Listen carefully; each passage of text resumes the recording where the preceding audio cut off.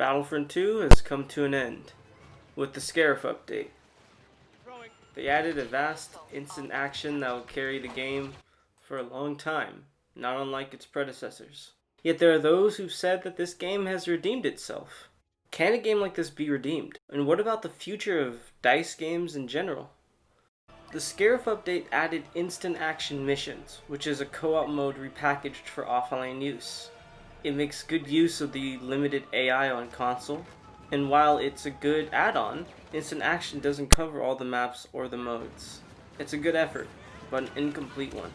It caused international outrage over the loot boxes, prompting studies, investigations, and even legislation. As evil as these practices are, the backlash might have made for a better industry in the long run.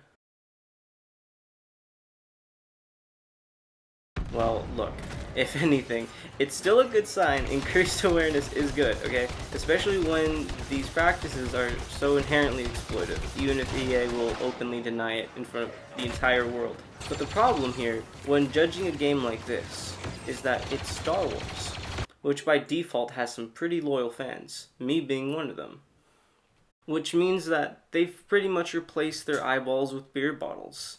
I'm one of those people, to be completely honest with you, at least for a little while. Taking out the Star Wars, how does it fare?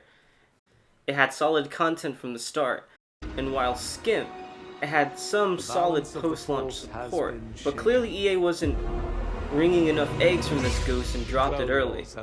I mean, 5 planets over 3 years, talk about barren, especially when it's missing maps from the first game. Now, roughly 70,000 of them, this time not including myself, thankfully, made a petition and signed it. A petition for what, you wonder? A petition demanding paid DLC for a game in which it initially was supposed to be free. Battlefront 2 did a lot to make things right. It is a better game than the first one, which was bare bone thin on content. But I'll grant you this, it's lighter on content than a game from 15 fucking years ago. It had full offline support from the space battles to the Hero v Villains mode, and no addiction creating loot boxes. So what is this game then? Is it an acceptable game? I think it is, in terms of overall quality. But that's the thing, it didn't redeem itself. Over the last couple of years, it got rid of the loot boxes and added a handful of maps. It caused international outrage and condemnation. All it did was get itself back to, well, decent. It removed the loot boxes. It removed the one thing that pretty much dragged the whole game down with it.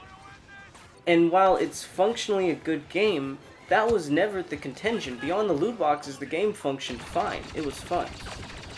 The contention was the embedded gambling.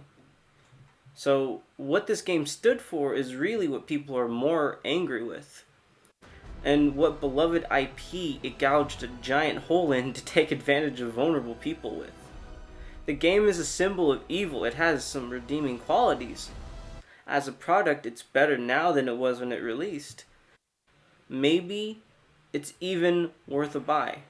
But as for a positive legacy, leaving a positive mark on the industry, I don't think so. But even with all that said, Battlefront 2, as of 2020, should be Battlefront 3's starting point. It's a solid start. Basically, just take the whole game, take this game and bolt more stuff to it. That's really all you gotta do for Battlefront 3. If you're gonna charge for content, try to keep the players together somehow. Avoid the loot boxes. Charge for customization if you have to, but really just copy-paste as much as possible from 2 into 3. Expand everything. The story, the player counts, the instant action, etc., etc. And don't piss off literally half the planet. And boom, a recipe for a Battlefront game that doesn't end in a trash fire, like the last 2 games that EA didn't really bother fully pissing out so much as smothering them in their sleep.